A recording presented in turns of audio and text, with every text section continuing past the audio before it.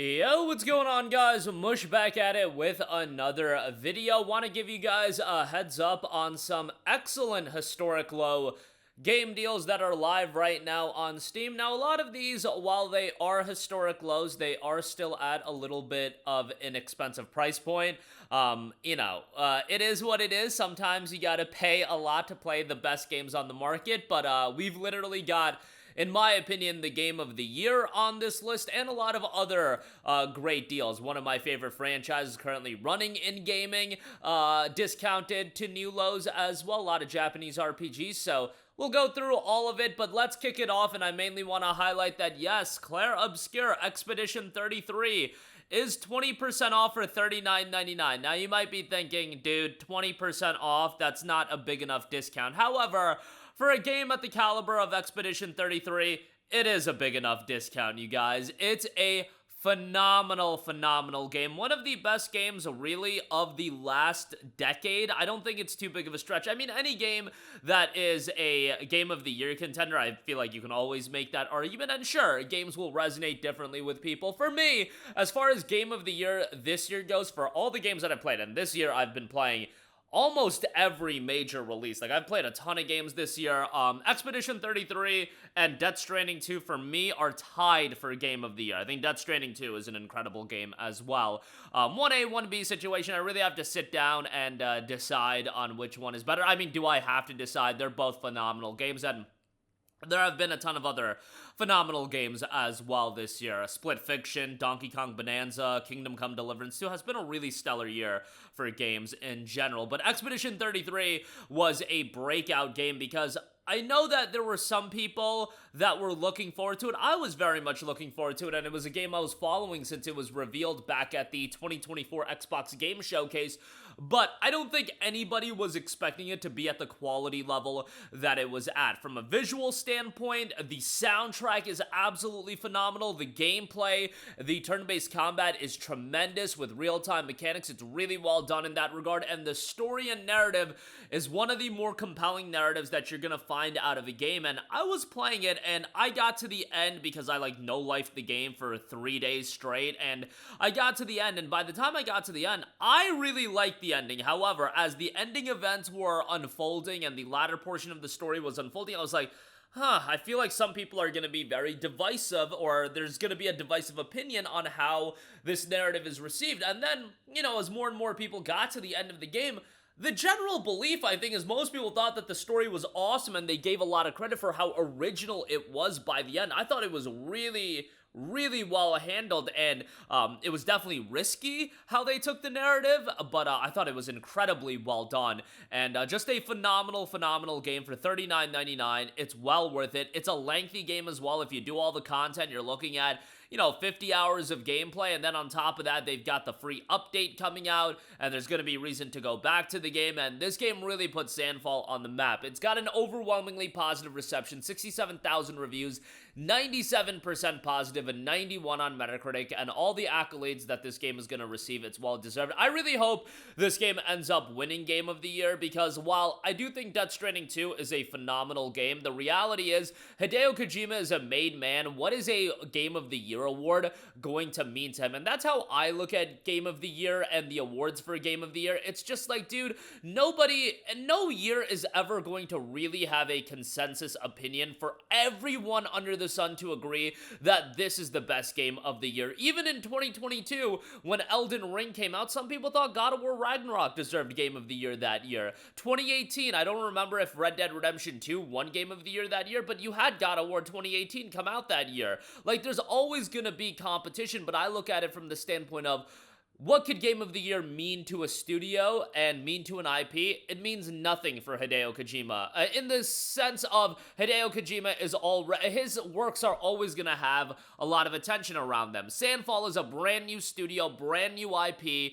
Hopefully this ends up winning Game of the Year. But I digress. $39.99 on that. I highly recommend it. It's a phenomenal game and well worth your time and money. Alright, we've got a lot of Legend of Heroes games discounted. You guys know how I feel about this series, so I gotta glaze it quite a bit.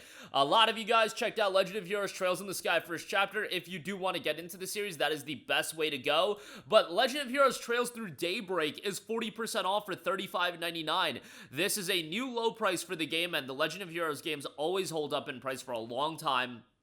Daybreak is the kickoff to the Calvard arc, which is a new arc of games that obviously connect to the previous games, but it's a really, really great game, and it has one of the better main characters, and honestly, probably my favorite main character out of the entire Legend of Heroes series, and Van. I just really liked him as a character, and you know, he's a little bit older, so I feel like, you know, being a washed-up old man, that clicked with me more. But yeah, I enjoyed the game a lot, thought the story was quite good, and the turn-based gameplay, always a good time, and yeah, soundtrack's excellent. Definitely recommend that at $35.99. Then you do have Legends of Heroes Trails from Zero at $28, Trails to Azure at $28 as well. These are the two games that encompass the Crossbell arc, the second arc of Legend of Heroes after the Sky trilogy. These games are quite good as well. It's just they are going to be a little bit dated, a lot bit dated, given that they came out back in the mid-2000s, I want to say, or late 2000s on the PSP, late 2000s, I believe.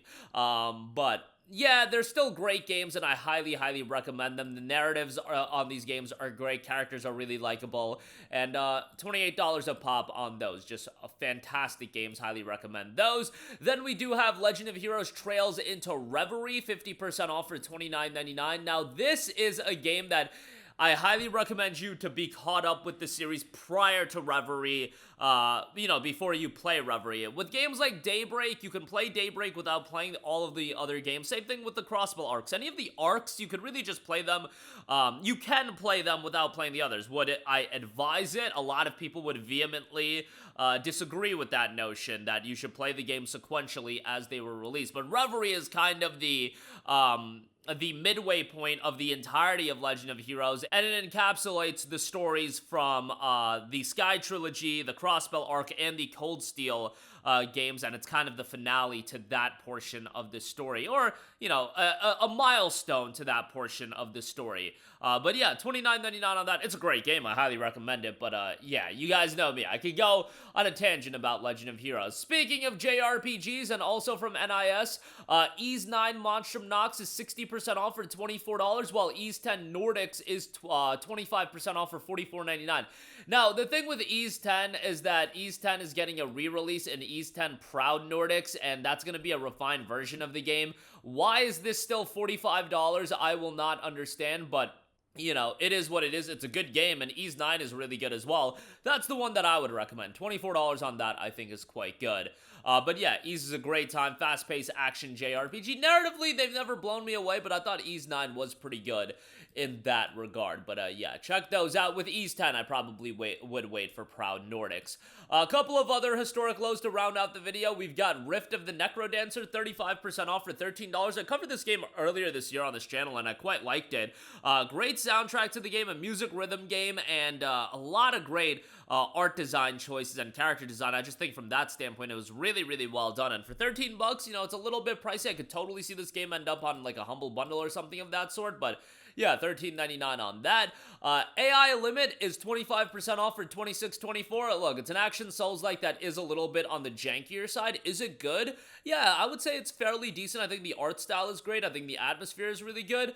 But, you know, at the level of the top-end Souls-like, I don't think it's at the level of Lies of P, you know, or some of the FromSoft games, but still pretty good. $26.24 on that. And then lastly, we have the Altars that is 25% off for $26.24. Done by 11-Bit Studios, a studio that definitely should have more attention around them after their work on This War of Mine, Frostpunk, and Frostpunk 2. And The Altars is an incredibly unique game, an emotional sci-fi game with a unique blend of survival, adventure, and base-building elements help John Dulski, the sole survivor of an ill-fated space expedition, create alternative versions of himself to escape a hostile planet and tackle personal turmoils with this unconventional crew. Definitely unique from a premise standpoint, but it is on sale, $26.24. And by the way, there is a bundle with the Altars and Clair Obscur Expedition 33. That is 22% off for $59.61. So if you want to get both games, you can get both games discounted. So that's something to consider as well. But that is going to do it for me. Again, Expedition 33, excellent deal on that, 20% off for $39.99. I highly recommend that. I mean, it's, in my opinion, the game of the year. Just a phenomenal game. You've got the Legend of Heroes games discounted, Ease 9, Ease 10, Rift of the NecroDancer, AI Limit, and the Altars. Links to everything, as always, in the description box below. That'll do it for me. Let me know all of your thoughts in the comments section down below. I know all of these deals a little bit on the pricier side, but I did want to cover them since, you know, they're still relevant to cover. I'm sure there's going to be a lot of people that end up buying Expedition 33, even though it's not 50% off, and truth be told, I don't think it's going to get to 50% off anytime in the near future, but it is available on Xbox Game Pass, so, you know, if you're okay with the price hike, at Game Pass can be a way you play Expedition 33 as well. That's going to do it for me. Let me know all of your thoughts in the comments section down below. As always, thanks for watching, and I will catch you guys in the next one. Peace out. Hey, what's going on, guys? Mush here again. Hope you enjoyed the video. As you guys might know, YouTube's notification system is sometimes a little bit wonky, even if you're subscribed to the channel. Maybe you're not abundantly aware that I uploaded a video. To remedy that situation, make sure you hit the bell notification button. This way, whenever I upload a new video, and I try to upload as consistently as possible, you will be notified directly of the upload, and you can watch it as soon as it goes live. I would really appreciate it if you guys hit that button so you can stay up to date with all of the content I'm posting. But as always, guys, thanks for watching, and I'll catch you guys in the next one. Peace out.